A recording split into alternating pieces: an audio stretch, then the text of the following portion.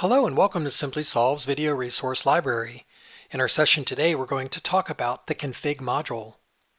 Open up the LiAM database, select config.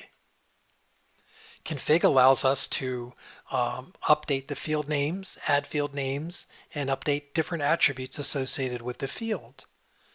For example, in this asset config, we can look at our asset form and see all the field names that we just saw in the configuration module.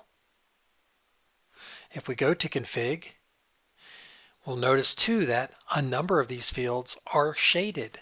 They're locked and cannot be edited.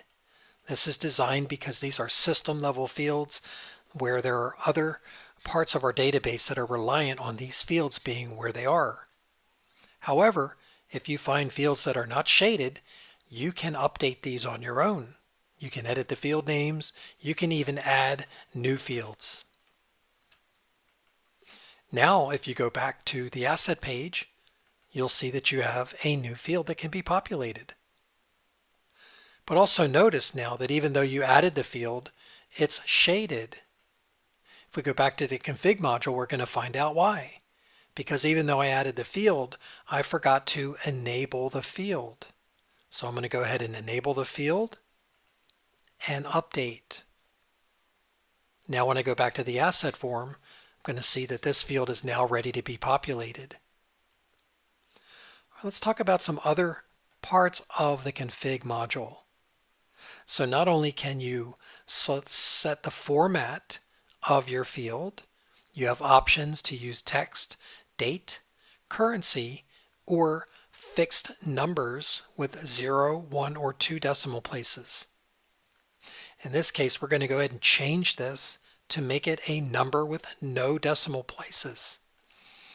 If I go back now to my asset form and I pick an asset from my list and I come down here to add a value, it's going to tell me that I have selected a value that is not correct for that field format. So we have selected a value with no decimal points. Now I can update the record and the value will remain. All right, let's check out some other parts of this. If I go ahead and say I need to make this a required field, then if I come down here and say yes, update, I'll go back to my asset field. I'll select another asset. Now if I try to make a change to one field, but I do not put anything in the new field that I required, and I select update, I will get a message that says this field is required. If I populate a value, then I can hit update and the record will update. All right, more elements to our config is the ability to select a parent or child or a child update based on a parent. So for example, these 6 fields, our status, location, program, custodian, user, and owner, are all updatable fields on our child records if a parent is changed.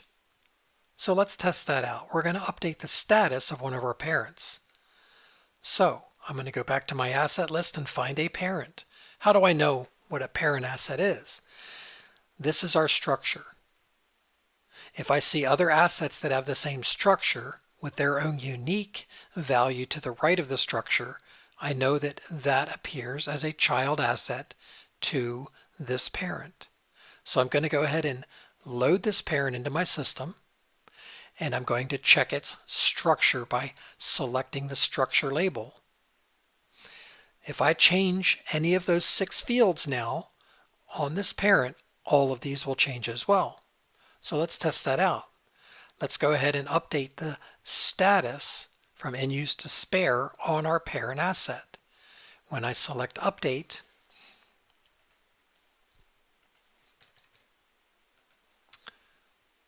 now the parent is changing, but so are all of the children. All right, let's go back to the config module And now I'm going to disable or select no for location updates. If I select update and I go back to my asset list and I select my parent asset and I try to update the location, and if I look at the structure again, I'm going to see that only the parent location updated. The children did not because I turned that off. All right, let's go back to the config module. We'll talk about sourcing. Right here we have sourced the part number off the manufacturer. I only want to see parts that are pertinent to this manufacturer when I drop down the list. So if I go to the asset and I pull up an asset that has parts, I will only see assets pertinent to that manufacturer. If I go back to my config and I say I would like to source the part number on its own, then I would turn off the sourcing of that asset and I'll put it on its own source field.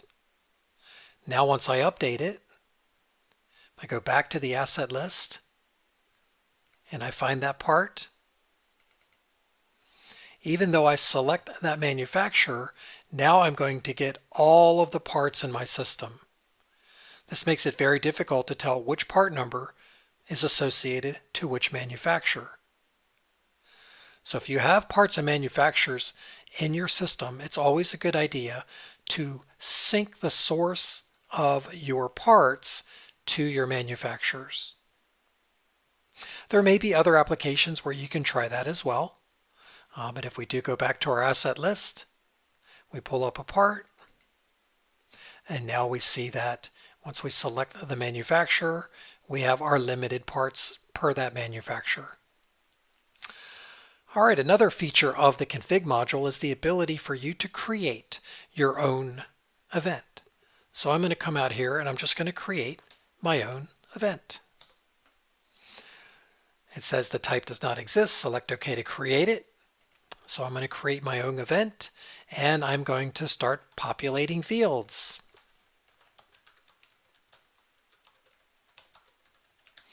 And I can leave all these values as they are. If I don't want to have anyone populate fields that are not used, I can simply turn them off here. Now I'm going to go back to my assets. I'm going to find an asset. And I'm going to create an event called Ernie.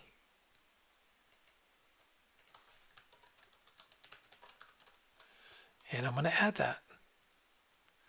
So I have just created my own unique event, and I have 30 user-defined fields that I can create for each event that I select. So this concludes the module on the use of the config module to set up your own fields and to manage the field attributes. If you have any questions, you can always reach us at trackitwithliam.com. Go to our contact support page and let us know how we can help you.